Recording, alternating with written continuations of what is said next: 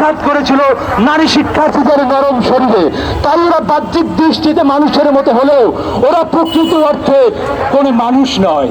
এই জুলাই কি সেই জুলাই যে জুলাই মাসে রামপুরে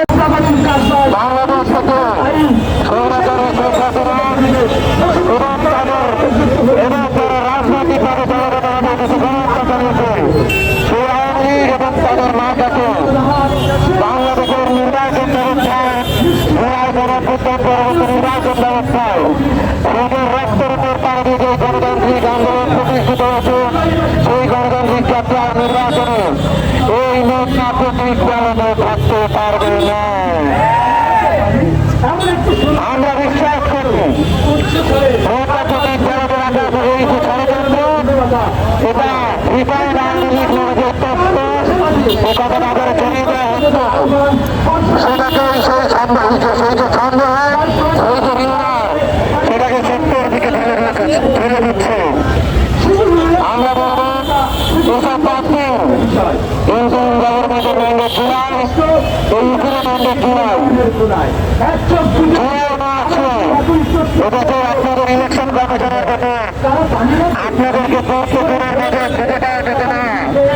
এদেশের ইলেকশন কমিশনার থাকতো হাসিনার এই পোকা ভোটেরা হামলা আর কিছু হাসিনার টোকাইরা সম্মানিত সহযোগিতা আমাদের মনে হয় এই নৌকা প্রতীক চালাতে রাখা আমাদের একটু সামনে আমাদের ঘটনা আজকে গোপাল রঞ্জন সন্ত্রাসী আওয়ামী লীগকে সত্যি যদি একটা সাহস দিতেছে আমরা সতর্ক ছাত্র জনতা আপনাদের ছেড়ে কথা বলবে না।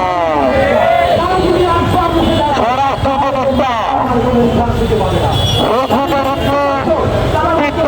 আপনার নিউজ দেখা যায় কিন্তু যখন এদের ছাত্র জনতার উপর আক্রমণ করা হয় নেতৃবৃন্দের উপর আক্রমণ করা হয় জুলাইয়ের জন্মযোদ্ধাদের উপর আক্রমণ করা হয় তখন আপনার বন্দুক তাক না করে দাঁড়িয়ে থাকে আমাদের বাংলা প্রযোগ করে সারা বাংলাদেশ অচল করে দিয়ে আপনাদের বাধ্য করতে হয় এই গোটা বন্ধু অ্যাকশন নেওয়ার জন্য।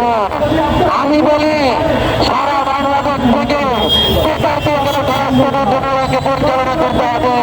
স্বরাষ্ট্র উপদেষ্টা জাহাঙ্গীরের কি কাজ নাই সে কি শোনে না? স্বরাষ্ট্র উপদেষ্টা জাহাঙ্গীরের কি চোখ নাই সে কি দেখে না? নাকি স্বরাষ্ট্র উপদেষ্টা জাহাঙ্গীরের ব্রেন নাই সেই পরিচালনা করতে পারছে না?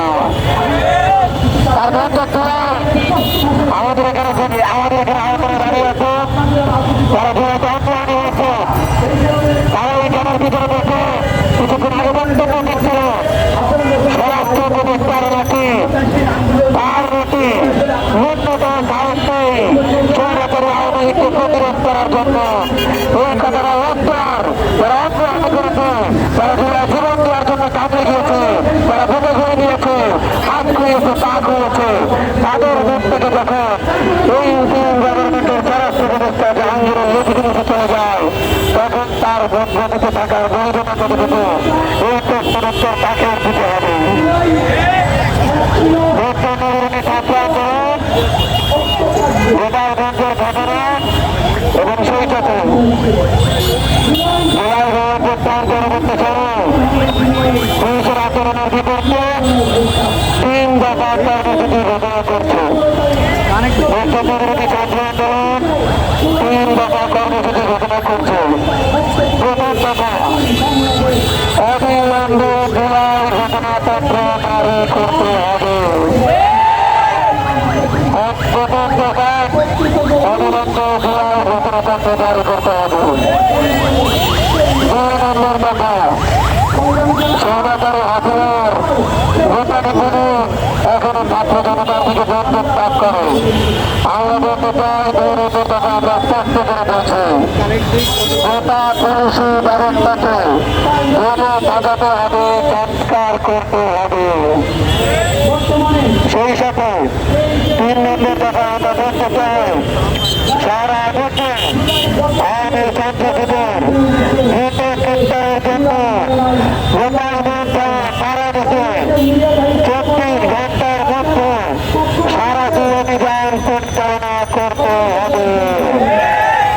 একটা সন্ত্রাসীদেরকে আমরা কাঠগড়ে বাইরে দেখতে চাই না। আমরা 24 ঘন্টার